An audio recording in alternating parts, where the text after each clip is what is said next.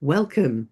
Thank you very much for tuning into this episode of The Balanced Mind. As you can see, we've got a guest today, and I'll introduce him in a moment. But The Balanced Mind is all about where the spreadsheets meet our inner world of mindset, our thinking and our feeling, and all that's important to us, and how we interpret that in the outside world. My co-host with me today, as always, Richard Bruin. Thank you very much, Richard, for being here. And as I say, my guest, Mark Hill. A little quick introduction. Mark is a chartered accountant and he has run his own business for a number of years. And as of late, excuse me, he has created his own software package which can help other accountants manage their own practice and grow them in a way that is more effective for them. Mark, welcome. How are you? I'm wonderful, thank you. Pleasure to be. Pleasure to be Yeah, here. very excited by this one because obviously you and I have been in contact on and off for over about 18 months, 2 years. And you know Richard anyway, don't you? So I even do. fun. I think actually I met Mark through you, Kim. I think it Oh, came. I think you did the original introduction through Hugh. I think it probably was. oh, right, okay. Yeah. Yes, that's a little plug for networking. Yes. So I think where would be really good to start is a little bit about your story, Mark, how you've got to where you are today. Um, um, Not talking about the development of the software straight away, but your earlier beginnings, because you had a really good story just now, and I loved that. So could you just tell us a bit more about your background? Yeah, of course. Before I started my accountancy practice, I spent 10 years running a trade business, had a catering company, Mm. and that basically gave me the experience of running a business and what business metrics you needed to monitor and measure to ensure that that business delivered what it was supposed to deliver, both for the clients and as a business owner, what we ultimately wanted out of it as well. So when I sold that business and decided that I'd start up an accountancy practice, those same business came, the same business approach came into my accountancy practice. That the same KPIs that I was monitoring as a business that provided product would be the same that I needed for a business that was delivering service. So I then wanted to find something out there that would enable me to be able to get that data quickly and efficiently, to enable me to progress the business to where I wanted to progress it to. And there wasn't anything about that I could find that would do that. So I set about building something for the practice that would give me those insights to enable me to understand the cost of delivery to the clients, when the work had to be done for the clients and as the team built so that the team understood what their workloads were, and they had an insight going forward. So often people get stressed because they haven't got a view of what they've got to do and when they've got to deliver it. So if you can utilize something that gives them an insight into what their short-term future might look like, that reduces stress levels all right and all round, and it also helps productivity in the business. There's quite a lot packed in there, isn't there, Richard? Yes, there is. I think what fascinates me by Mark's journey really is that Mark's not unique. There's lots and lots of people who come into accountancy who've got commercial experience, who've had their own businesses, who have gone a route outside of just the straight training into the accounting route. Um, but there are very few who, from day one, treat the accountancy practice as an accounting business. And yeah, I think a lot of that has got to do with the history of the profession. It's without wishing to offend any of the listeners, until probably about 10 years ago, it wasn't particularly hard to make a profit as an accountant. You got your team together, you charged your time, we didn't really have to think and act like businesses. I can think of a time when you'd bill the client once a year, and as long as they paid you at some point in the next 12 months, everyone was happy. That's not a business, but that's 500 years worth of accountancy. That's not the world we live in today, and so the challenges are much greater. You've got to be much more aware. You've got to be on top of your business. And I was fascinated that Mark he's gone that journey already. He sits there today looking nice and relaxed and smiling and not a care in the world and all the rest of it. But he still has his accounting firm. It's not like he's sold it and moved on. He has his accounting firm, but he has his team run that firm. He has the systems and processes driving that firm. And crucially, he gets the information back on a regular basis that he needs to keep an eye on it. And I know that that's a dream for many, many accountants, which is why I was keen to get Mark on the call, really, because it doesn't have to be a dream. This is a practical thing, isn't it? And I know from your point of view, Mark, it was common sense, but actually it's the way to do it, isn't it? Well, my catering business, I started with 2 trucks and ended up with 17. I've done a similar thing with Ashford Accountancy. It started with me and one part-time bookkeeping member of staff, and over time that team has built. We've acquired other practices. We're still acquiring practices, but I'm not at the forefront of all of that. I might set the deal up for an acquisition, but my management team bring those clients in and deliver it.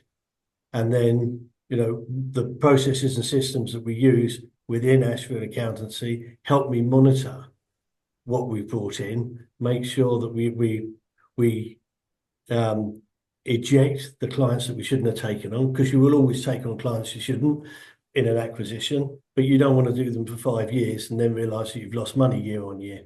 We know once we've done the first year of accounts whether we've made money or lost money on them, whether we should be keeping them, whether we should be talking to them about revision of their fee structure.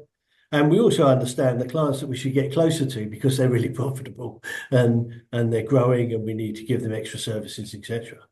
And we can only do that with valid data. Yeah, all comes back to data, doesn't it? So I was intrigued when you turned around and said that, when we were talking before this, how you were originally looking at, basic KPIs. What sort of thing do you think that you need to know most? Well, you need to understand, you need to understand the cost of delivery. In any business, you need to understand cost of delivery. If you're making widgets and you're losing a penny on every widget, and you suddenly decide to go and expand that market, you're just going to lose more pennies on widgets. So, it's the same with the service business. If you're delivering sets of accounts and people are taking too long to do them, and you're losing money on every set of accounts, you don't want to go out and do more of those sets of accounts. That might be for a certain trade, it might be for a certain industry. So you need to understand what costs the money to deliver to make sure that your fee structure is in alignment with the cost of delivery. Yeah, because I must admit, when I've been speaking to some accountants and even bookkeepers with the same problem, where they don't value themselves enough, and therefore they are doing more for their clients than they're actually charging for. And it's that sort of thing that might be under the radar. They don't realize it, and a one-off is not a problem, but when it suddenly becomes more regular and then you multiply that across their client base, suddenly their profits can be hit quite hard. I think this is where there's a number of accountants who are sole practitioners and they're lifestyle businesses. So providing they get an income over the year of X that covers their living expenses, they're happy. But what they're forgetting is, okay, they don't want to expand, they don't want to bring on additional staff, they don't want to acquire another practice. But the bit that they forget is that when they want to retire, they have a client bank that should be worth money to them. And but because they do all of that work that they don't charge for, but they can't measure it and they can't tell you what it is, someone comes along and says, well, the clients are worthless. I don't know what I'm going to make from them. So the exit value of that practice is, will you, to the retiring accountant is, will you please take my clients on and look after them? And they give them away because no one wants to pay them anything for them. Yeah. I was having a conversation with a firm yesterday, and we were talking about the price of their tax returns. And they were quoting how much their tax returns were, and I was going, "You're way too cheap. You're way too cheap on what they're talking about." And one of the managers, a good manager, really good accountant, said to me, he said, "But all we do is press a button. I'm embarrassed sometimes when I think how little we do for the money." And so I sat down with them and I went through everything that they do. Well, because they don't just push a button. Apart from anything else, they provide each client with a year-round service that centres on their tax return and how much they've got to pay and how to minimise those liabilities and support and all the rest of it. So, it set me thinking. So I was driving back down the M6 yesterday with this call in mind, that it's that because they don't have the data on what they do, then it just disappears off the radar. And they do think that actually all they see is the end product where they press the button and send it to the client and think, well, that's that. There's not a lot in that. They've not tracked everything that they've done for that client. They've not tracked the conversations, the times when they've been sitting thinking, the times when they've been training and continue, CPD and all the rest of it, the software, the conversations they've had with colleagues, that none of that gets tracked. It's just to push the button at the end. And so that it doesn't help them to appreciate what they're doing. So even putting the profit thing to one side, and I think that's a big part of it, they don't, if you put all that work in and then looked at it and went, well, hang on, I've only made £3 profit. What was the point of that? I need to change something. But they just think, no, my goal was to get the tax return to that client. I've achieved that goal, so everything's fine. Let's move on. And it is a throwback to the old partnership model that the profession is built upon, where you wouldn't find out any of the financial information until well into the next year anyway. And the fact that you've got now, as accountants, we have to be aware first and foremost that we're business people, and therefore every day we are selling. And I know accountants hate the word. Some accountants hate the word. But that's the reality of it. We're running a business, and a business that doesn't sell doesn't last very long. Now, whether we are selling a product, set of accounts, tax return, form, whatever it may be, or whether we are selling something more intangible, we're selling our advice or we're selling our support, the reality is that every single day we are selling. And if we start to think in those sorts of terms, I think it changes how we actually value our own time. Because instead of going into the office every day and thinking, okay, well, I've just got out 2 tax returns and set of accounts, that's my day. You think, no. What value have I delivered today? And how much, what's the worth of that? What's it cost me to do it? I think once you start thinking in those sort of terms, it goes beyond have I made any money or not. It actually helps the accountants to better value what they're doing and what they're worth. I think you're right, Rich. There's a value to experience, expertise, and knowledge. Yeah. A brain surgeon doesn't charge by the hour. He charges for his knowledge and expertise in being able to do what he needs to do for you to keep you healthy.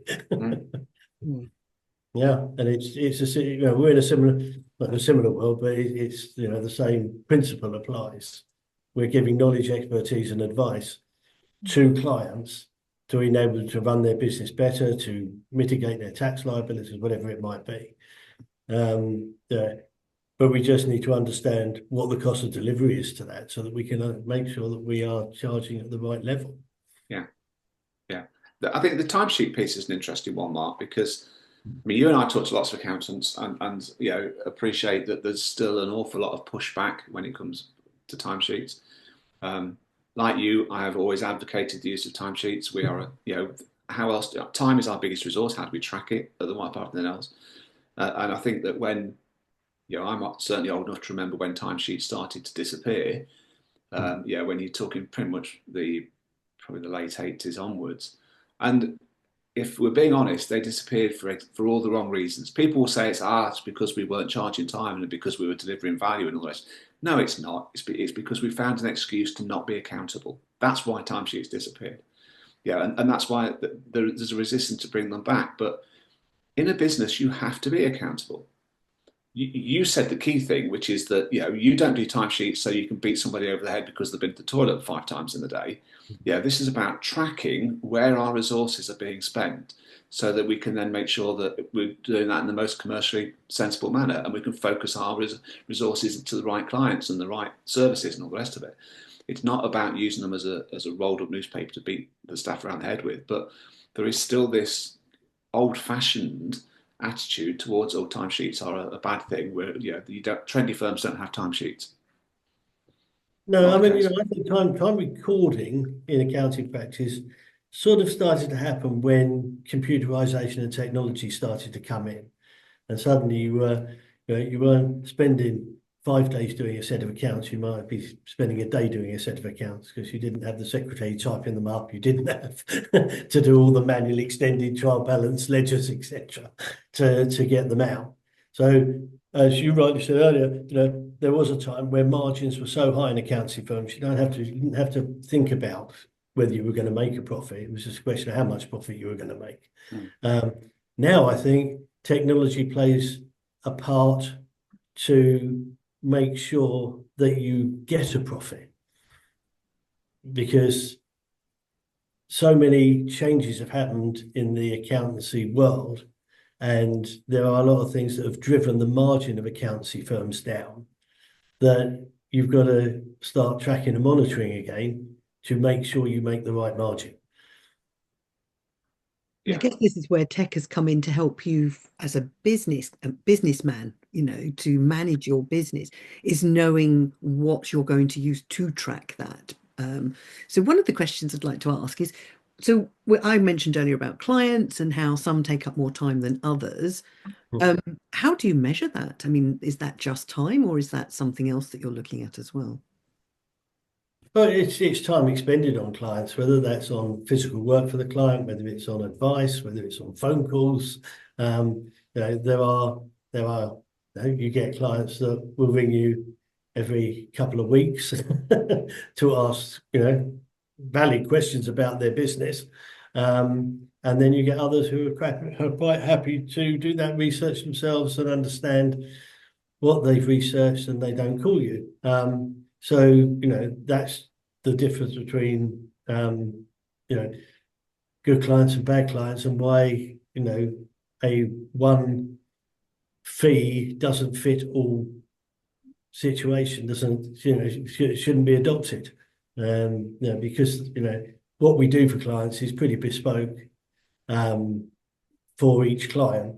I mean, there are compliance things which are obviously, pretty standard, but getting to be able to do that compliance work can be done in a number of very, very different ways, depending on the requirements of the client. Mm. I think that highlights the importance of of tracking the time, Kim, because every client relationship is different. What we offer through the year is different, and you just can't remember all the differences. That you have to we're not going to bill them by the time that we record, but we need to record what people are doing so we know what we're doing for those clients, and then we can compare that with what they're paying for and all the rest of it. But every client relationship is different. We're a human business. Tech is there to help us be a better human business, but we're human businesses, and as you all know, every human relationship you have is different. So it's what the tech enables us to do and this is about why it's so important to have the right tech, is to then develop those relationships. And I think where a lot of accountants are frustrated at the moment is because a lot of their tech is actually getting in the way of them developing the relationships, because they're spending so much time trying to sort their tech out or trying to fit in with their tech that they're actually not getting the time spent with their clients, which is where they should be. The thing that stands out, Mark, I think in your case is you could have just gone down the normal route. Even taking the fact that you come from a commercial background, when you started to grow your business and started to look towards technical tech solutions, you could have just gone out there and bought the same stuff that everybody else buys, and made your firm fit into that. But you didn't. You took the other view that I know what I want to do, therefore I need to find tech that's going to do it, rather than I know what tech's out there, I'll buy that tech and fit in. I think that's one of the critical differences in the approach that you've taken. I think so. I mean, when we speak to people about Komozo, the amount of spreadsheets that they run outside of the tech that they deploy to try and get the KPI metrics that we get from Komozo is just astounding. And the time they spend trying to put those spreadsheets together, and the margin for error on those manual spreadsheets, means that what data they're looking at may or may not be accurate.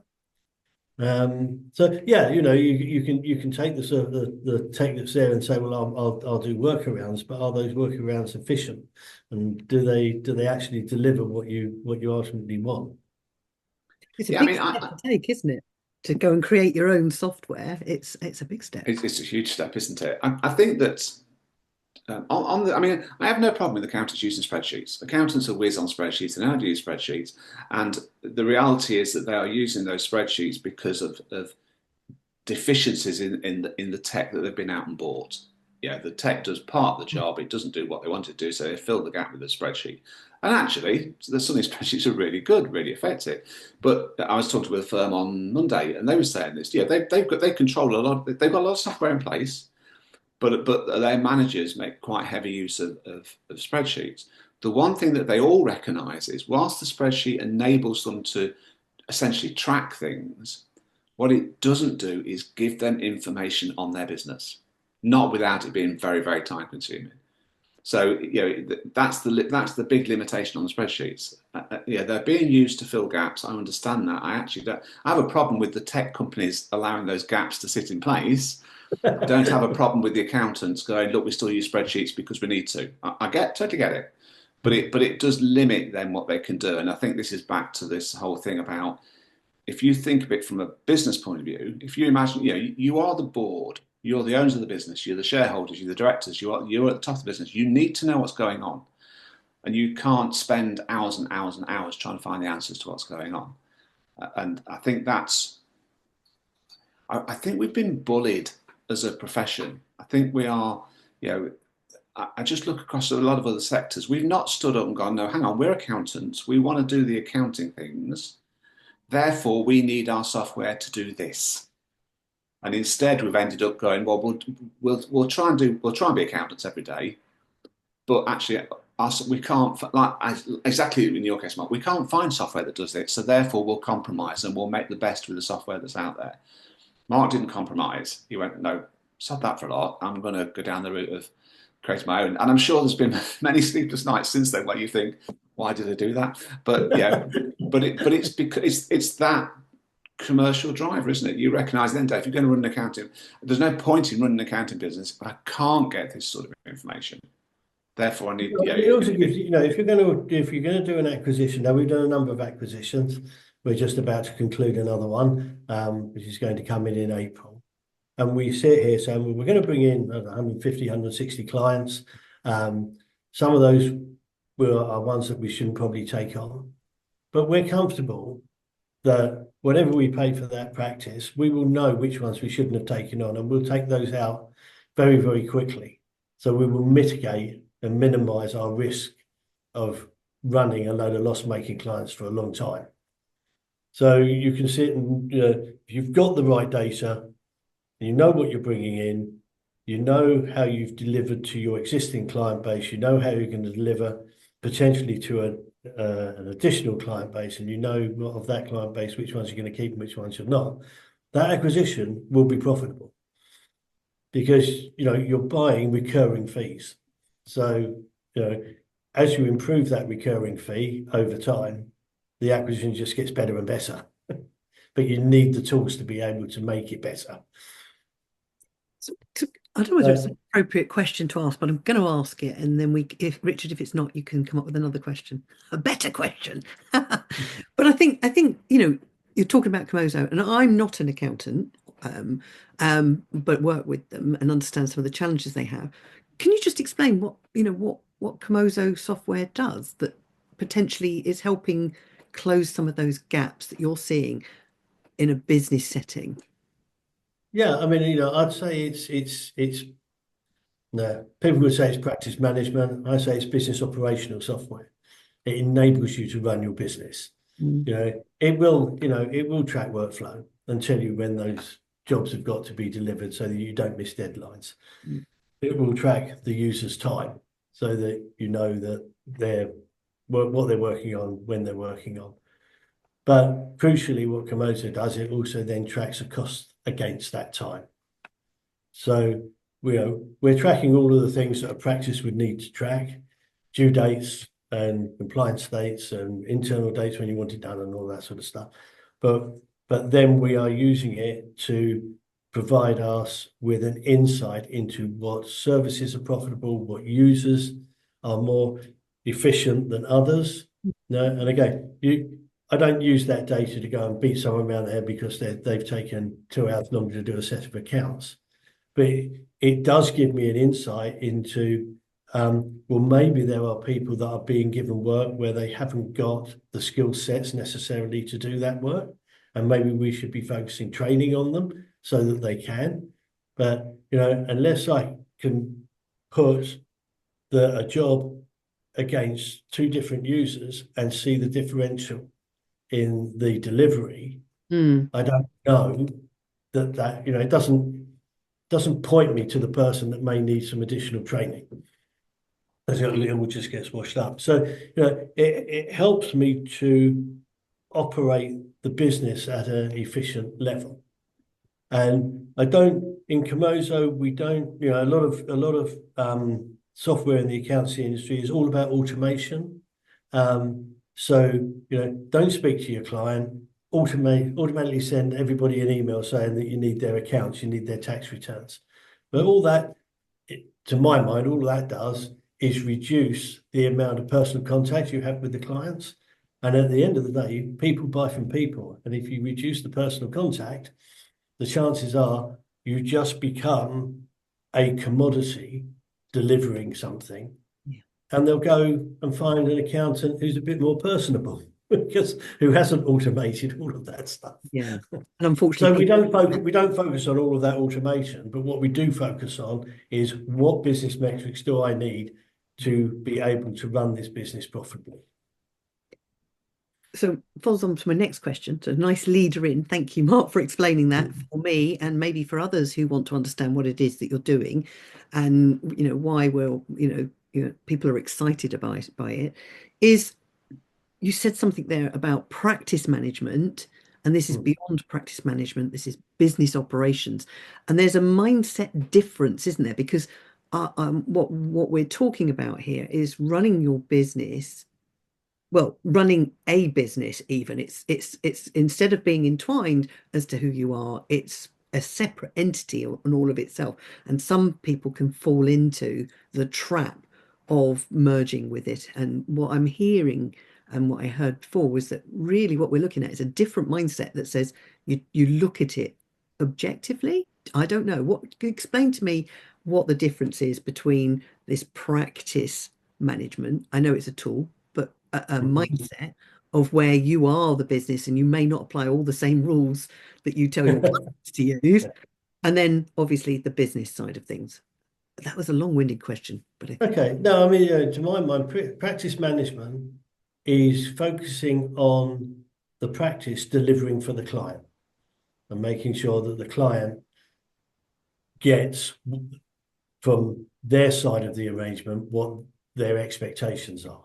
Yes. Okay. Business operational software does that, but it also says, what am I getting out of this as a practice? Is it worth my while? It's all very well it being worthwhile for the client and the client being happy and everything being filed on time.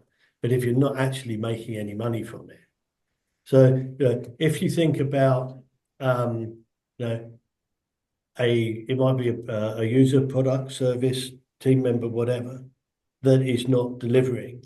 And if you at the right level, and if you then expand your practice and multiply that, what you're likely to do is to erode your margin. So you've got, I don't know, say a £500,000 practice that delivers you 25% margin. You know, you could take that to £1 million, but if that £1 million then only delivers you 20% margin, why have you put the extra 500,000 on? Why are you why are you putting yourself in the position of taking all of the risk to expand the business to end up earning exactly the same? Because you haven't got the systems and processes in place to make sure that additional work you're doing is as profitable as the work you've already got. Love it. Richard, I think we've covered something like this before, this idea of, it comes back to your vision. You love that, don't you? But the vision and the planning and being able to see what you've got and how closer you're getting to that final vision or Yeah, mission. Implement. absolutely. I mean, I 100% agree with Mark's sort of the differences between thinking like a practice and thinking like a business. For me, Komozo is essentially it enables decisions to be made.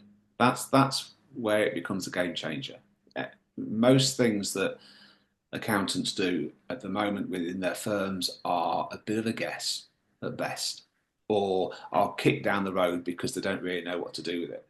What Komozo does is essentially force the accountant to look at these issues and deal with these issues. And this is where the accountability bit comes back into it. One of the things that I do with accountants is help to show them that how to coach their clients, that they can coach their clients. And very early on, I make the point that this isn't about giving all the answers to clients. This is about shining a torch into areas of the business that you want the client to look at. That's exactly what Komozo does with the accountant. Look at this client, look at this service, look at this team member. What are you going to do about it? That's what this comes down to. We hide behind workflow. Oh yeah, we've got all of our tax returns out on time. We've got all of our accounts out on time. Therefore, we have done a good job. No, therefore your clients have had their compliance needs met. But look at the stress and the frustration and what you've been through and what your team have been through, and have you made any money on it? That's not anyone's definition of a good job. So it's when I first spoke to the guys, asked them what it was, and they said practice management software. I said, but there's loads of practice management software. And so I said, just tell me a bit more about it. And within 2 minutes, I'm like, yeah, this isn't practice management software. It's the same line. The client wants some work doing, the accountant does the work, and it goes out to the client. It's exactly the same line, but it's looking at it from a totally different perspective. We still need to deliver and deliver really well. We still want the client to be happy, but one of the things that stops us doing that at the moment is that we're working with a load of clients who we shouldn't be working with. But because we don't have that list in front of us and the figures in front of us that say, what are you going to do about this? We carry on working with those clients. And that means that we're not delivering this great service to these clients that we should be doing. And we're not getting the deadlines smashed like we should be doing, because we go into firms and say, look, there's a fair chance that 35% of your clients you're not making any money on. And they'll go, yeah, I agree with you. I go, okay, who are they? Well, I could have a stab. Definitely that guy and probably that guy. And Komozo goes, here they are. This is them. What are you going to do about it? Now that's when the accountant has then got to look at themselves and go, what am I going to do about it? Am I going to ignore it? I wouldn't want to upset them. Let's just carry on as we are doing. Well, that's your choice. Or could go, okay, well, over the next 3 months, 6 months, 12 months, we're going to address this because this is what's holding my firm back. And it's that ability to make decisions. So this is again looking at your firm as a business. There are a number of accountants, advisors, etc., out there saying you must categorize your clients, and they categorize them on revenue. And then they go, well, anybody under £1,000 or £500 or a year or whatever isn't worth having. Right? We do a categorization report in Komozo, but it's not just about revenue, it's about margin. Because if I've got a client that delivers me £500 a year and it costs me £20 to deliver it, I'm quite happy to do 500 quid's worth of work for a £20 cost. Now, I don't want to get rid of that client. That's good. That's good business as far as I'm concerned. If I've got, a £3,000 client who's only delivering me £100, I don't want to keep him because he delivers £3,000 and helps me to build my turnover. So I then got a vanity thing about, oh, I've got X turnover business. I'm interested in what I get from it. So in the Komozo categorization is about value to the practice in terms of turnover, but it's also about profitability margins. And then we look at, they don't fall into the profitability margins. Let's look at those first. It's a big topic, as all of it seems to be, and it sounds like you've done some incredible work on that. I know you'll be at Accountex, is that We right? are at Accountex. Yes. Stand So, 974. what was that again? Stand 974. Okay. Listeners, if you're interested, obviously reach out to Mark in the meantime, but do go along and see him. He'd love to see you there, I think. Any final questions, Richard? Not a question from my point of view. I think it is, just an observation that it's very easy to dismiss software like Komozo and say, look, we've got a practice management system. Why do we need something different? Why go through that upheaval? Well, the reality is that practice management system doing this sort of thing for you? Because I meet so many frustrated accountants. I meet not that many, not in the early days. I've met very few who are just sitting back, nice, relaxed. Everything's ticking along. They can go and get away from the office, and they know the business is still running. So something's not working in their firm. And like with all of these things, the solution actually isn't the software. The solution is changing your mindset to how you run your business, and then bringing in software that meets those new goals. That's what this is about. Komozo is no more a magic button than any other piece of software. You've got to change your thinking about it. Mark's a great example of what you can achieve if you just think a bit more commercially about how you see it as a commercial operation, not just essentially an accounts factory. I love that. Any last words from you, Mark? No, well, I don't think so. I'm willing to answer any questions, but I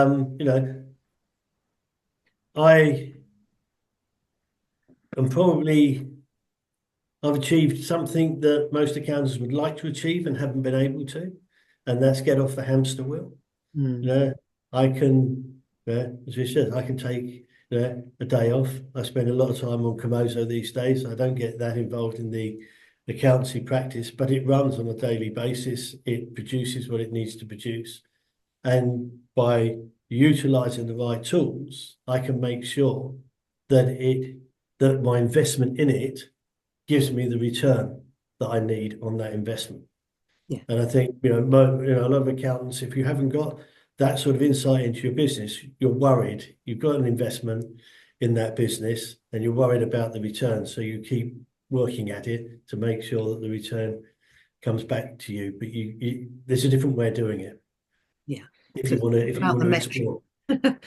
Sorry, I interrupted you there. Yeah, it's all about your That's metrics. That way you can focus on the software tool, but keep an eye on what the business is doing. Absolutely. Yeah.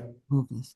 Well, look, thank you so much for joining us today, Mark, and Pleasure. for answering the questions on the hoof, so to speak. And Richard, I will chat to you again soon. Thank you. you. Good. Thanks, Mark. Cheers.